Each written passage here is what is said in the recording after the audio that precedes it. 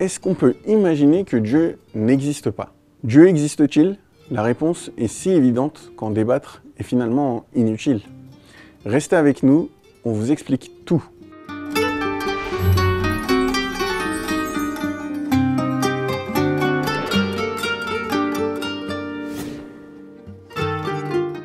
Assalamu alaikum wa rahmatullah. Bienvenue sur la chaîne Boussole. Aujourd'hui, on tentera de comprendre les explications des grands savants sur l'existence de Dieu. Certains savants ont déclaré que Dieu est l'être le plus manifeste. C'est ceux qui manquent de perspicacité qui sont incapables de le percevoir finalement. D'autres savants affirment que l'intensité de la manifestation de Dieu en empêche la perception directe. Si je peux vous donner un exemple, on peut prendre l'air par exemple. Êtes-vous continuellement conscient de son existence? Vous vous en rendez compte à chaque inspiration que vous respirez cet air? Non, en fait, il est tellement intensément présent qu'on oublie son existence finalement. Pourquoi on se pose la question de savoir si Dieu existe alors? Eh bien, tout le monde a des phases existentielles.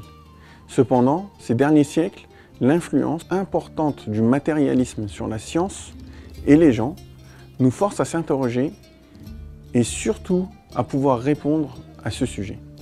Beaucoup de gens pensent que seules les choses visibles existent, mais ils ignorent les aspects invisibles de l'existence, qui sont en réalité beaucoup plus nombreux. Donc, comme l'air, nous avions donné cet exemple précédemment, mais on peut citer aussi la gravitation, qui est aussi invisible, mais bien réelle et même indispensable. Donc l'air, la gravitation, ce sont des choses qu'on ne voit pas, mais qui existent vraiment. En d'autres termes, la réponse à la question de savoir si Dieu existe est avant tout instinctive. De plus, dans l'histoire de l'humanité, il y a toujours eu cette croyance, en grande majorité, à un Dieu.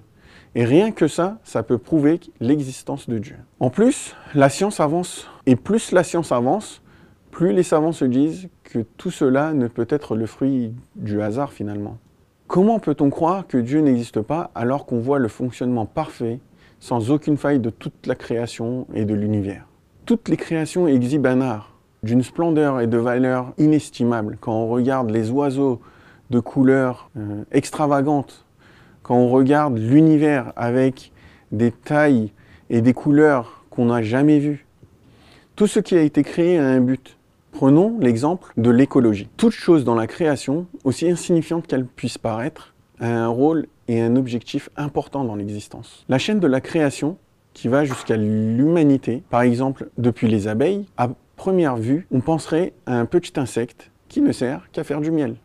On peut peut-être se passer du miel aujourd'hui, mais ce n'est pas que du miel, c'est aussi et surtout la pollinisation qui permet à une grande majorité d'arbres et de plantes de donner des fruits et des légumes. Le but d'un arbre fruitier est de produire des fruits, et sa vie entière, elle est orientée vers ce but. Pareil pour ces arbres, ce n'est pas que des fruits qu'ils produisent, mais ils permettent de faire de l'oxygène à partir du dioxyde de carbone. Et ce processus est indispensable à la survie des êtres vivants de toute la planète, pas que les êtres humains. Et quant à l'arbre de la création, il produit l'humanité comme son fruit final et le plus accompli. Rien n'est en vain, au contraire, chaque chose, chaque activité et chaque événement a beaucoup d'objectifs. Donc pourquoi Dieu n'existerait-il pas? Vu la beauté et la grandeur de toutes les créations qui nous entourent, juste parce qu'on ne voit pas directement aujourd'hui? Alors qu'autour de nous, il y a des milliers de preuves que rien n'est le fruit du hasard. La dernière fois, j'ai vu une vidéo où on faisait tomber des milliers de balles de ping-pong du haut d'un escalier en visant un verre en bas.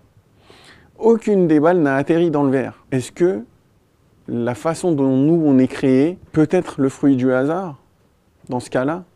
Admettons encore que nous écrivons des lettres sur des bouts de papier. Vous croyez vraiment qu'en les jetant en l'air, ils pourraient finir par s'aligner pour former notre nom? Encore un autre exemple. Imaginez maintenant un immense palais avec 1000 portes d'entrée, dont 999 sont ouvertes et une seule semble fermée.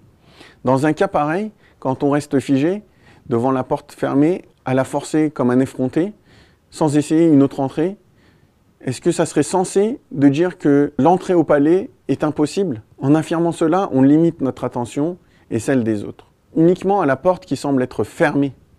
alors qu'il y a 999 autres portes avec lesquelles on peut entrer dans ce palais.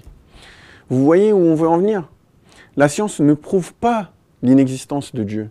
Au contraire, elle l'atteste. Elle l'atteste avec quoi? Avec toutes les lois sur la physique, l'astronomie, la chimie, l'ordre quantique. Donc, les lois qui vont de l'échelle nanoscopique jusqu'aux grandeurs de l'univers qu'on n'arrive même pas à s'imaginer. L'univers qui sera peut-être notre prochain sujet. Eh bien, merci de nous avoir suivis jusque-là. N'oubliez pas de liker, commenter. Si vous aussi, vous avez des exemples à nous donner à ce sujet.